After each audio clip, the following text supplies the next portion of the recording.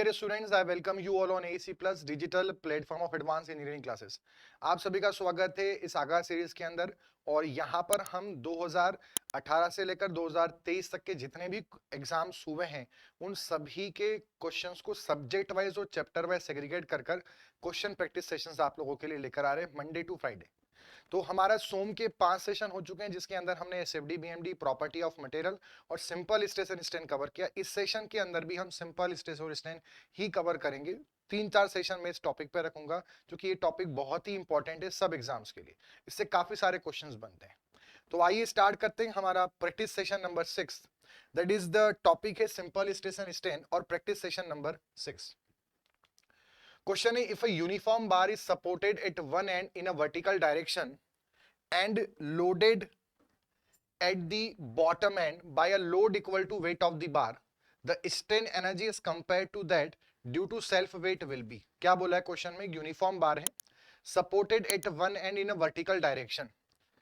ठीक है, एक वर्टिकल बार हमने बना ली, supported at one end मतलब यहां से क्या हो गई, ये सपोर्टेड है, फिक्स्ड हो गई vertical direction, and loaded at the bottom end by a load equal to weight of the bar.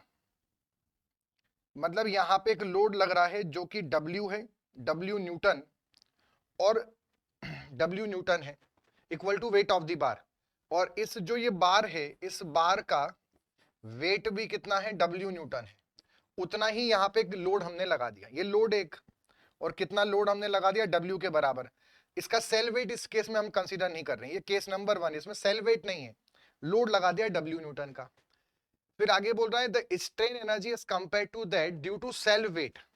मतलब अगर ये सेम बार हो, सेम बार, और इसको भी यहां से हम सपोर्ट कर दें, और अब इसका जो सेंटर ऑफ ग्रेविटी है वहां से इसका वेट एक्सर्ट हो, और इसका सेल वेट कितना लगे, W न्यूटन। वेट तो होता ही है W, अभी हमने लोड नहीं लगाया। तो इस केस में, फर्स्ट वाले केस में जो स्ट्रेन एनर्जी है वो U1 मान लेते हैं, सेकंड वाले केस में स्ट्रेन एनर्जी U2 है। तो क्वेश्चन ये पूछ रहा है कि जो हमारे इस केस में U1 है, strain energy due to load which is equal to weight, वो strain energy due to self weight वाले का कितना टाइम्स होगा, ये हमसे यहां क्वेश्चन पूछ रहा है। तो इसको समझते हैं। देखिए U1 का फॉर्मूला कितना होगा, half stress into strain into volume. ठीक है, एनर्जी पर यूनिट वॉल्यूम का फॉर्मूला होता है स्ट्रेस इंटू स्ट्रेन, और ये यहां पर स्ट्रेस कौन सा है, ड्यू टू ग्रेजुअल लोड। साथ में strain energy due to self weight, self weight into strain into volume. और ये आपको पता होगा, जो हमने पिछले सेशन में भी देखा था, कि जो स्ट्रेस होता है, ठीक है, स्ट्रेस हम बोल सकते हैं, या फिर स्ट्रेस के बजाय इसको हम ऐसे समझते हैं कि हम इसको ऐसे भी कर सकते हैं, टोटल एनर्जी का जो फॉर्मूला होता है, टोटल एनर्जी का, वो होता है half P delta. Total energy का हमारा फॉर्मूला होता है half into P into delta. ठीक है, तो यहां पर हमारा लोड कितना है, पहले वाले केस में W के बराबर, और डिफॉर्मेशन कौन सा होगा, ड्यू टू लोड वाला। ठीक है, दूसरे केस में भी हमारा लोड कितना है, W, जो उसका वेट है, पर डिफॉर्मेशन कौन सा होगा, ड्यू टू सेल्फ वेट वाला। और ये हमने पिछले सेशन में आपको बताया था कि deformation due to gradual load का फॉर्मूला होता है WL अपॉन A। वहीं deformation due to self weight, उतना ही वेट हो तो वो होता है WL अपॉन 2A। मतलब हम ये बोल सकते हैं deformation due to gradual load just double होता है deformation due to self weight वाले से, जस्ट डबल होता है। तो अगर हम यहां पर रखें इसको, ठीक है, ये जस्ट ये वाली वैल्यू जो होती है ये इस वाली वैल्यू का जस्ट डबल होती है। तो अगर हम इसको सॉल्व करें यहां पर, तो जो U1 की वैल्यू है वो हो जाएगी half into W into deformation due to self weight का 2 टाइम्स, और इसको निकालेंगे तो ये हो जाएगा half into W into deformation due to self weight. अगर दोनों का हम रेशियो ले लें तो हमारे पास U1 अपॉन U2 कितना आएगा, हाफ कैंसल, W कैंसल, ये भी कैंसल, तो ये वैल्यू आ जाएगी 2 टाइम्स। और इसको आप ऐसे भी कर सकते हैं डायरेक्टली। शॉर्टकट अप्रोच क्या बन सकती है? शॉर्टकट अप्रोच ये बन सकती है कि जो टोटल एनर्जी है उसका फॉर्मूला होता है हाफ पी डेल्टा, मतलब एनर्जी डेल्टा के प्रोपोर्शनल है। अब चूंकि जो डेल्टा है वो आपका लोड वाला जस्ट डबल होता है सेल्फ वेट वाले का, तो वो एनर्जी उसका डायरेक्टली प्रोपोर्शनल है। तो अगर ये डबल होता है तो ये भी डबल होगा, इसलिए अब सही ऑप्शन क्या होगा? सेम, हाफ, ट्वाइस या थ्राइस। तो सही आंसर होगा सी ऑप्शन, ट्वाइस। नेक्स्ट पे चलते हैं, अगला क्वेश्चन है vertical rod PQ of length L is fixed at is top. एक हमारे पास रॉड है, वर्टिकल रॉड, वो अपने टॉप पर फिक्स्ड है। टॉप एंड P है जो, और जो बॉटम एंड है and has a flange fixed to the bottom end Q। यहां पर Q पर इसमें एक फ्लैंज फिक्स्ड है, ऐसा एक अरेंजमेंट, एक फ्लैंज यहां पर फिक्स्ड है। अब क्या बोल रहा है आगे? ऐसी फ्लैंज यहां पर एक एंगल निकला हुआ है अलग से, ये इस पर से यहां पे फिक्स्ड है। अब क्या बोल रहा है? अब weight W is dropped vertically from a height h less than L। इस रॉड की लंबाई L है और यहां पर से हमारे पास एक वेट है W, एक W का वेट है जिसको हमने ड्रॉप करा, जिसकी हाइट जो है फ्री फॉल की वो है h। इस हमने इस पे क्या करा? ड्रॉप करा यहां पर, तो ये यहां पर आकर क्या होगा? ड्रॉप होगा। आगे, the axial stress in the rod can be reduced by. ये जो रॉड है, इस रॉड में इसके कारण स्ट्रेस आएगा, तो उसको हम कैसे रिड्यूस कर सकते हैं, ये क्वेश्चन है। तो देखिए इसमें क्या होगा कि यहां पर जब ये लोड पड़ेगा तो ये इंपैक्ट लोड की तरह काम करेगा, तो यहां पे एनर्जी देखना पड़ेगा। मतलब जितना पोटेंशियल एनर्जी, जब ये ऑब्जेक्ट है वेट h हाइट पर, तो इसकी पोटेंशियल एनर्जी कितनी है? W into H. W मतलब mg, तो पोटेंशियल एनर्जी कितनी होती है? mgh। h हाइट पर है तो कितनी है? mgh। जब ये गिरेगा तो इसकी पोटेंशियल एनर्जी जीरो हो जाएगी इसके रिस्पेक्ट में, और वही एनर्जी किस में कन्वर्ट होगी? वो इसकी स्ट्रेन एनर्जी में कन्वर्ट हो जाएगी, जो इस रॉड में स्ट्रेन एनर्जी आएगी। मतलब जो पोटेंशियल एनर्जी के अंदर ड्रॉप आएगा वेट के, इन वेट, उस वेट की पोटेंशियल एनर्जी में ड्रॉप आएगा, वो स्ट्रेन एनर्जी में कन्वर्ट हो जाएगा ऑफ रॉड, रॉड की स्ट्रेन एनर्जी में। ठीक है, तो हम यहां पर बोल सकते हैं कि जैसे हमारे पास जो पोटेंशियल एनर्जी में ड्रॉप है वो कितना होगा? W into H. ठीक है, W इंटू एच, ये हाइट हो गई, और बराबर यहां पर ये हो जाएगा हाफ स्ट्रेस इंटू स्ट्रेन, ये तो गई एनर्जी पर यूनिट वॉल्यूम, और इनटू में आ जाएगा area of the rod into length of the rod. ठीक है, ये स्ट्रेस किस में आएगा? रॉड के अंदर आएगा। अब यहां से अगर हम देखें तो जो स्ट्रेस है रॉड का, उसका फॉर्मूला क्या बना? तो W इंटू एच, यहां पर ये 2 आ जाएगा, 2WH, साथ में स्ट्रेन नीचे आ जाएगा। और इसको हम ऐसा भी बोल सकते हैं कि इसको हम स्ट्रेन की जगह, इस स्ट्रेन को हम लिख सकते हैं स्ट्रेस के अपॉन में यंग मॉड्यूलस। ठीक है, तो ये हमारे पास यहां पर स्ट्रेस का स्क्वायर भी बन जाएगा, और नीचे यहां पर एक टर्म आ जाएगी इनटू यंग मॉड्यूलस, क्योंकि यंग मॉड्यूलस मल्टीप्लाई में गया है, मतलब डिवाइड में है यहां पर, तो यहां मल्टीप्लाई में जाएगा, और अपॉन में आ जाएगा A into length of the rod. अब अगर इस फॉर्मूले को ध्यान से देखें तो इसे साफ साफ समझ में आ रहा है कि जो स्ट्रेस है, जितना आपका क्वेश्चन में क्या पूछा है कि जो स्ट्रेस है वो कैसे रिड्यूस कर सकते हैं, तो जो स्ट्रेस है वो वेट के डायरेक्टली प्रोपोर्शनल है, साथ में वो स्ट्रेस जो उस मटेरियल के यंग मॉड्यूलस के डायरेक्टली प्रोपोर्शनल है, साथ में जो स्ट्रेस है वो लेंथ के इनवर्स है, और साथ में जो स्ट्रेस है वो एरिया के भी इनवर्सली प्रोपोर्शनल है, एरिया के भी इनवर्सली प्रोपोर्शनल है। अब हमसे पूछा स्ट्रेस कैसे कम कर सकते हैं, तो स्ट्रेस कम कर सकते हैं, वेट कम कर सकते, स्ट्रेस कम कर सकते हैं, रॉड का यंग मॉड्यूलस कम कर, स्ट्रेस कम कर सकते हैं लेंथ बढ़ाकर रॉड की, या स्ट्रेस कम कर सकते हैं एरिया बढ़ाकर? ऑप्शन देखते हैं। इंक्रीजिंग द लेंथ, बिल्कुल सही बात है। डिक्रीजिंग द लेंथ, गलत है। डिक्रीजिंग द एरिया, एरिया कम कर देंगे, एरिया कम करेंगे तो स्ट्रेस बढ़ेगा, इसने कम का पूछा है, गलत। इंक्रीजिंग द मॉड्यूलस, अगर यंग मॉड्यूलस को बढ़ाएंगे, यंग मॉड्यूलस को बढ़ाएंगे डायरेक्टली स्ट्रेस बढ़ेगा, कम नहीं होगा, इसलिए ये भी गलत ऑप्शन है। तो सही ऑप्शन है या तो हम यंग मॉड्यूलस कम करें, या लेंथ बढ़ाएं, या एरिया बढ़ाएं, या वेट को बढ़ा दें। इस क्वेश्चन को एक और अप्रोच से भी हम कर सकते हैं। ये तो मैंने एक अप्रोच यहां पर ये भी बन सकती है कि जैसे हमारे पास जो स्ट्रेस होते हैं वो तीन प्रकार के होते हैं। एक होता है ग्रेजुअल कंडीशन, एक होता है सडन कंडीशन, और एक होता है stress due to impact load. तो ये तीनों के आप फॉर्मूले याद रख लो, उससे आप काफी सारे क्वेश्चन कर सकते हो। सडन लोड और gradual load. Stress due to gradual load का जो फॉर्मूला होता है वो होता है P upon A. Stress due to sudden का फॉर्मूला होता है 2P अपॉन ए। और stress due to impact instantaneous का फॉर्मूला होता है ये वाला, W upon A into 1 plus under root 1 plus, ठीक है, 1 plus under root 1 plus 2HAE upon WL, 2HAE upon WL।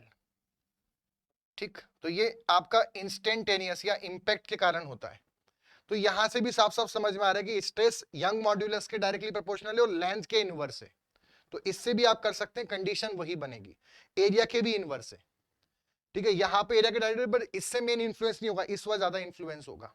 तो स्ट्रेस लोड के डायरेक्ट है, यंग मॉड्यूलस के डायरेक्ट है, एरिया के इनवर्स है और लेंथ के भी इनवर्स है। ठीक, तो और इसी फॉर्मूले से ये वाला बनता है। इंपैक्ट लोड का मतलब क्या है, हाइट, कुछ हाइट से फ्री फॉल हो रहा है बस। तो अगर एच को हम जीरो भी कर देंगे, एच को हमने जीरो कर दिया तो ये बनेगा 1, 1 प्लस 1 हो जाएगा 2, तो 2WA ये आपका फॉर्मूला बन जाएगा। ग्रेजुअल का मतलब है धीरे धीरे लोड बढ़ाना, सडन का मतलब है एकदम से लोड रख देना, और इंपैक्ट का मतलब है उसी लोड को किसी हाइट से फ्री फॉल कराना, और यहां पर एच है हाइट ऑफ फ्री फॉल। तो यार डायरेक्टली ध्यान रखें, ये डायरेक्ट क्वेश्चन भी कई बार एग्जाम में आता है कि इंपैक्ट लोड का फॉर्मूला क्या है, मतलब stress due to impact load का फॉर्मूला क्या है। Next is steel rod 50 mm in diameter 300 cm long is subjected to a sudden pull of 10 tons, the maximum instantaneous stress। अब इसमें इंस्टेंटेनियस बोल रहा है तो आपको लगेगा इंपैक्ट वाला लगाना है, बट कहीं भी हाइट ऑफ फ्री फॉल नहीं है, मतलब ये सडन वाला पूछ रहा है।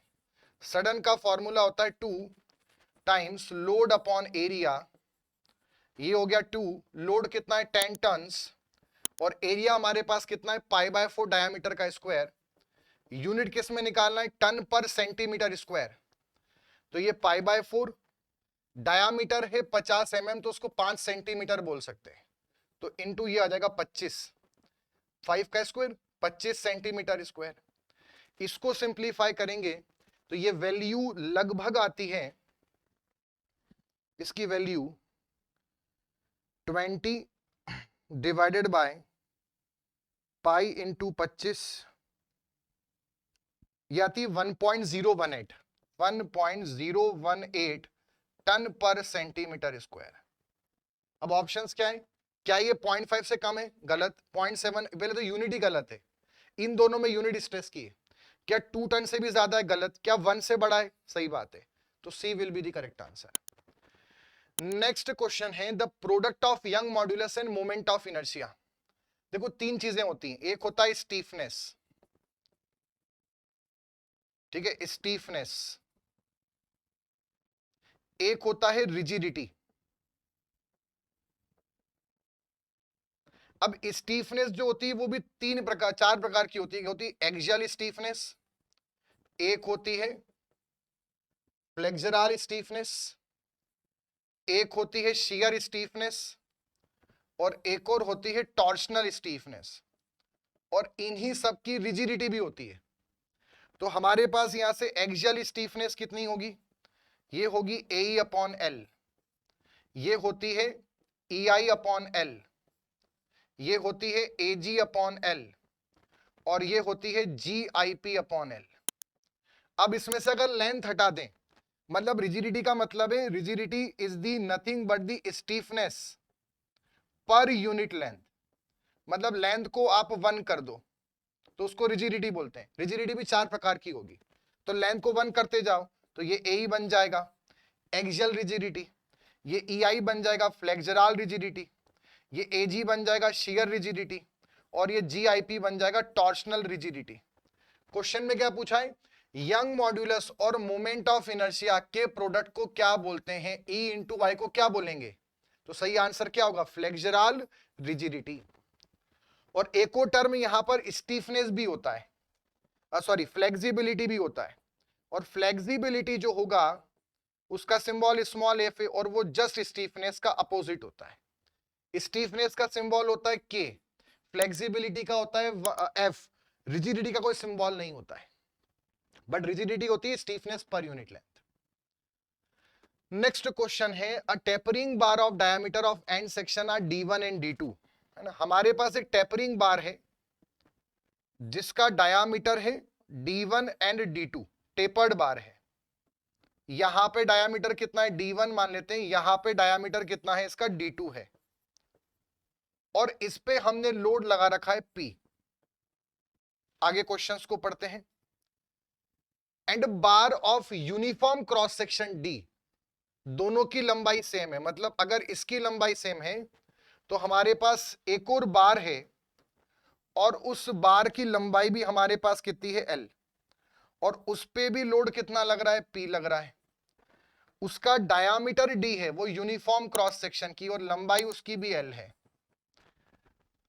दोनों में सेम पुल लग रहा है, P load, both the bars will have same extension, दोनों का एक्सटेंशन सेम होगा। अगर D की वैल्यू कितनी होगी इन D1 D2 के फॉर्म में, तो जो सर्कुलर टेपर्ड बार है इसके एलोंगेशन का फॉर्मूला होता है टेपर्ड बार का 4PL के अपॉन में पाई E D1 D2, और जो यूनिफॉर्म बार है इसका फॉर्मूला होता है PL के अपॉन में A, ठीक है, प्रिज्मेटिक बार का। तो ये PL हो गया, A हो जाएगा pi by 4 D square into E, तो ये हो गया 4PL के अपॉन में पाई E D स्क्वायर। अब अगर इन दोनों को हम इक्वेट कर दें, मतलब ड्यू टू टेपर्ड बराबर प्रिज्मेटिक, तो यहां से ये हो गया 4PL के अपॉन में पाई E D1 D2, और ये हो गया 4PL के अपॉन में पाई E D स्क्वायर। तो यहां से 4PL से 4PL कैंसल, पाई से पाई कैंसल, यहां से आ जाएगा D स्क्वायर बराबर D1 D2, तो D बन जाएगा हमारा अंडर रूट D1 D2। सो अब हमारे पास ऑप्शंस क्या क्या हैं, D1 प्लस D2/2 गलत, रूट D1 D2 ये सही है, ये भी गलत, ये भी गलत, so B will be the correct answer. ठीक, तो ये हमारा टेपर्ड बार और प्रिज्मेटिक बार कंपैरिजन वाला क्वेश्चन था। Next is a bar of 30 mm diameter is subjected to a pull of 60 kilo newton. ठीक है, एक बार है जिसका डायमीटर कितना है, 30 mm है, और उस पे लोड लग रहा है 60 किलो न्यूटन का। ठीक है, the measured tension on gauge length of 20 mm, इसकी जो लेंथ अगर 20 mm इसकी लेंथ लेते हैं, तो जो इसमें डिफॉर्मेशन आता है लेंथ में वो आता है 0.1 mm, और डायामीटर में जो चेंज आता है डायामीटर में वो आता है 0.004 mm। क्या बोल रहा है, इसका यंग मॉड्यूलस बताइए कितना होगा। देखो, जो लीनियर स्ट्रेस होता है बराबर होता है Young modulus into linear strain. ठीक है, अभी डायामीटर जो है, जो change in dia upon original dia होता है वो लेटरल स्ट्रेन होगा। हमें लेटरल खाली कंफ्यूज करने के लिए दे रखा है, इसका कोई यूज नहीं है यहां पर डायामीटर के चेंज का। लीनियर स्ट्रेस कितना होगा, तो यहां पर ये 60 हो गया। ठीक है, किलो न्यूटन में दे रखा है, हमें न्यूटन में चाहिए, तो 60 इंटू 10⁻³ अपॉन एरिया कर देंगे π/4। डायामीटर कितना है 30, तो 30 का स्क्वायर। ये तो हो गया हमारे पास स्ट्रेस, लोड अपॉन एरिया। और स्ट्रेन चाहिए, स्ट्रेन कितना होता है चेंज इन लेंथ के अपॉन में original length. Change in length कितना है 0.1, और ओरिजिनल लेंथ कितनी है 20, 20 का डिवाइड कर देंगे तो इससे हमारे पास यंग मॉड्यूलस आ जाएगा। इसको सिंप्लीफाई करते हैं। सो दिस इज 60 इंटू 10⁻³ और 20 ऊपर आ जाएगा, divided by 230 square 2.1, this is 49950.04।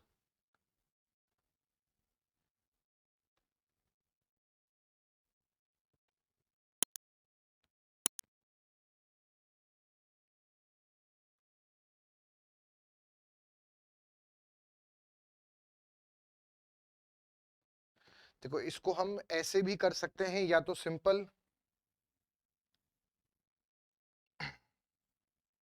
हमारे पास डेल्टा का फॉर्मूला कितना होता है, PL/E।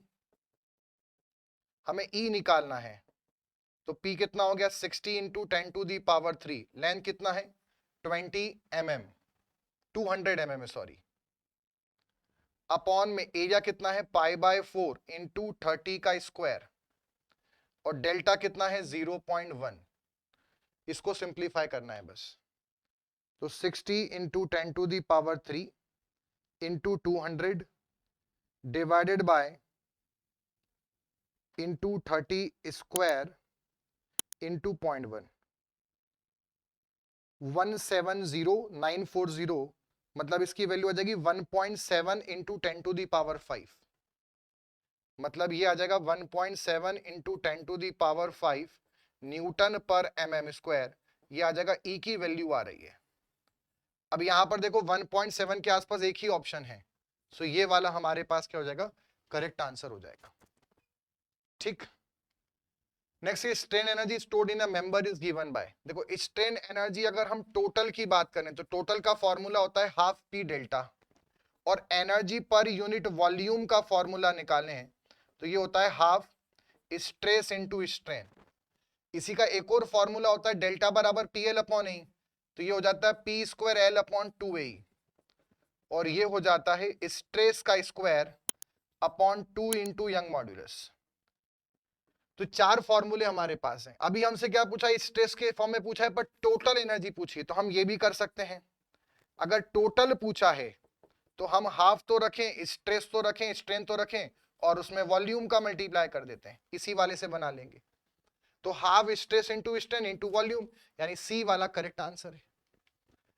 Next is the safe value of stress under which a member subjected to reversal tensile और compressive stress will not fail. Reversal of stress का मतलब है cyclic loading condition, और साइक्लिक लोडिंग कंडीशन में अगर मटेरियल फेल होता है, cyclic loading के अंदर अगर मटेरियल फेल होता है तो इस प्रकार के फिनोमेना को हम फटीग बोलते हैं।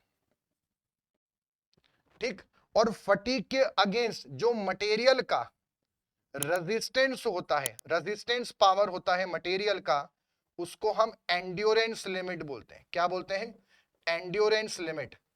और एंड्योरेंस लिमिट हम निकालते हैं एसएन कर्व के माध्यम से। SN curve, SN curve, SN curve का मतलब क्या, यहां पे हम प्लॉट करते हैं स्ट्रेंथ, और यहां पे हम प्लॉट करते हैं नंबर ऑफ साइकिल्स। तो जो स्ट्रेंथ है वो धीरे धीरे ऐसे ड्रॉप हो जाती है। तो जब 10⁻⁶ पर जितनी स्ट्रेंथ आती है वो स्ट्रेंथ जो होती है उसे एंड्योरेंस लिमिट कहा जाता है। एंड्योरेंस लिमिट को फटीग स्ट्रेंथ भी बोलते हैं, टॉलरेंस लिमिट भी बोलते हैं, और 10⁶ साइकिल्स पे ये निकाली जाती है। ये आप ध्यान रखना, एसएन कर्व। और ये जो यूनिवर्सल टेस्टिंग मशीन होती है उसके द्वारा पता करते हैं। तो सही आंसर है इसका endurance limit. Next is the dimension for the flexural rigidity. Flexural rigidity अभी हमने पढ़ा था EI, इसका डायमेंशन पूछ रहा है। तो यूनिट क्या बनेगी, E है आपका, इसकी यूनिट होती है न्यूटन पर मीटर स्क्वायर, पास्कल, और I की होती है मीटर का पावर 4। इससे कैंसल स्क्वायर, तो ये बना न्यूटन मीटर स्क्वायर, तो ये यूनिट हो गई। डायमेंशन क्या बनेगा, न्यूटन यानी फोर्स, फोर्स का होता है mLT-2 मास इंटू एक्सीलरेशन, और इसका हो गया L2, तो ये हो जाएगा हमारे पास mL3T-2। ये किसी भी प्रकार की रिजिडिटी का यही आंसर होगा, mL3T-2। So C will be the correct answer. Next is a prismatic bar with a rectangular cross section 200 by 40 mm. हमारे पास ऐसे रेक्टेंगुलर क्रॉस सेक्शन की एक बार है, उसका ये डायमेंशन कितना है 20 और ये कितना है 40, ये 20 है और ये 40 है। उसकी जो लेंथ है वो है 2.8 मीटर, उसकी लंबाई है। आगे क्या बोल रहा है, is subjected to a axial tensile force of 70 kilo newton, उसमें 70 किलो न्यूटन का फोर्स लग रहा है। इलॉन्गेशन कितना आता है 1.2 mm। What is the tensile stress पूछ रहा है। टेंसाइल स्ट्रेस कितना होगा, बड़ा सिंपल क्वेश्चन है। टेंसाइल स्ट्रेस अगर पूछ रहा है तो फॉर्मूला कितना होगा, लोड के अपॉन में एरिया। लोड कितना है 70 किलो न्यूटन, तो ये 10 टू दी पावर 3 कर दिया। और एरिया कितना है 20 इंटू 40, 20 इंटू 40, तो ये 2 जीरो से कैंसिल, 1 जीरो बचेगा, 4 टू 8, 700 बटे 8 न्यूटन पर इसमें पूछना है, 700 बटे 8, तो आएगा 87.5, 87.5 न्यूटन पर mm स्क्वायर, और उसी को मेगा पास्कल बोलते हैं। तो सही आंसर होगा ए आंसर 87.5। ठीक, अगला है stress strain curve for ideally plastic material. देखो ये वाला जो हमारे पास कर्व है ये तो माइल्ड स्टील कर्व है, ठीक है। ये वाला हमारे पास कास्ट आयरन का है, रबड़ का भी इसी प्रकार से ग्राफ होता है, कंक्रीट का भी ग्राफ ऐसे ही होता है। ये वाला जो ग्राफ है ये है ideally elastic plus ideally plastic body का, इसको बाइलिनियर कर्व भी बोलते हैं, ideally elastic ideally plastic. Ideally plastic का ग्राफ ये वाला होता है, पैरेलल टू एक्स एक्सिस, ये आइडियली प्लास्टिक का है। वहीं पर ये वाला जो ग्राफ होता है स्ट्रेस और स्ट्रेन वाला, ये आइडियली इलास्टिक का ग्राफ होता है, आइडियली इलास्टिक। इसमें भी ये वाला जो ग्राफ होता है एक्स एक्सिस वाला, ये वाला होता है आइडियल फ्लूइड का, और ये वाला जो ग्राफ होता है ये वाला होता है आइडियल सॉलिड बॉडी का या फिर रिजिड बॉडी का। तो आइडियल प्लास्टिक पूछा है मतलब ये वाला, ठीक। Yield point is the point where the elongation of the bar. देखो हमारे पास जो इल्ड पॉइंट होता है, वहां पर इल्ड पॉइंट पर क्या होता है कि आपका स्ट्रेन इंक्रीज होता रहता है बट स्ट्रेस कांस्टेंट रहता है। तीन चीज पे पूछ सकते हैं, स्ट्रेन हार्डनिंग जोन जो होता है, स्ट्रेन हार्डनिंग जोन, वहां स्ट्रेन बढ़ता है और स्ट्रेस भी दोबारा से बढ़ता है। और जो स्ट्रेन सॉफ्टनिंग जोन होता है, वहां स्ट्रेन बढ़ने के साथ स्ट्रेस भी कम होता है। जैसे माइल्ड स्टील की अगर हम बात करें तो उसका जो ग्राफ बनेगा वो इस प्रकार से बनेगा, क्लियर है। तो ये जो रीजन है इतना, ये स्ट्रेन सॉफ्टनिंग जोन है, ये जो रीजन है ये स्ट्रेन हार्डनिंग जोन है, इतना ये हार्डनिंग है ये सॉफ्टनिंग है। स्ट्रेन बढ़ रहा है स्ट्रेस बढ़ रहा है, स्ट्रेन बढ़ रहा है स्ट्रेस कम हो रहा है। और ये जो रीजन है बीच का, ये हमारा इल्ड पॉइंट के बाद वाला रीजन है, इल्ड प्लेटू जिसे बोलते हैं। तो वहां स्ट्रेन बढ़ रहा है, स्ट्रेन तीनों में बढ़ रहा है, बट पहले स्ट्रेस कांस्टेंट है, फिर स्ट्रेस बढ़ा, फिर स्ट्रेस कम। तो ऐसे आपको आंसर देना है। अब एक क्या बोल रहा है, tension decrease without increase of load. तो टेंशन मतलब बढ़ेगा नहीं, कम नहीं होगा, बढ़ेगा। कंप्रेशन डिक्रीज, तो ये भी गलत, कंप्रेशन डिक्रीज ये भी गलत। Tension increase without increase of load, ये एकदम सही है। लोड नहीं बढ़ेगा, स्ट्रेन बढ़ेगा। A steel cube of volume 8000 cc, volume 8000 cc is subjected to all around stress of 1330 kg per cubic centimeter। मतलब हमारे पास एक क्यूब है और वो जो क्यूब है उस पे ऑल अराउंड स्ट्रेस लग रहा है हर तरफ से, यानी वॉल्यूमेट्रिक स्ट्रेस बोल सकते हैं। और वो कितना है 1330 kg पर सेंटीमीटर स्क्वायर। बल्क मॉड्यूलस दे रखा है, बल्क मॉड्यूलस का मतलब होता है K, 1.33 into 10 to the power 6 kg पर सेंटीमीटर स्क्वायर। वॉल्यूमेट्रिक चेंज कितना आएगा इसमें? देखिए, सबसे पहले तो जो हमारे पास वॉल्यूमेट्रिक स्ट्रेस होता है उसका फॉर्मूला होता है bulk modulus into volumetric strain. तो ये जो हमारे पास है 1330, इसमें हम k का डिवाइड कर देते हैं 1.33 इंटू 10 टू दी पावर 6। ठीक है, ये हमारा kg पर सेंटीमीटर स्क्वायर में और ये भी kg पर सेंटीमीटर स्क्वायर में। इससे ये change in volume upon original volume हो जाएगा। हम सिर्फ चेंज इन वॉल्यूम पूछा है, सिर्फ चेंज इन वॉल्यूम। इसको इससे डिवाइड करेंगे तो ये कितना हो जाएगा यहां पर 1.33, मतलब ये 1000 हो जाएगा। 1.33 इंटू 1000, ठीक है, तो ये 1000 आ जाएगा 10 टू दी पावर 3, और इससे ये जाएगा तो 10 टू दी पावर 3 बचेगा। मतलब अगर हमें अब वॉल्यूमेट्रिक चेंज निकालना है तो ओरिजिनल वॉल्यूम और अपॉन में 10 to the power 3। Original volume कितना है 8000 सीसी क्यूबिक सेंटीमीटर, अपॉन में 1000, इससे ये कैंसल, तो वॉल्यूमेट्रिक चेंज का आंसर आ जाएगा 8 क्यूबिक सेंटीमीटर। सो 8 ऑप्शन में है, A will be the correct answer.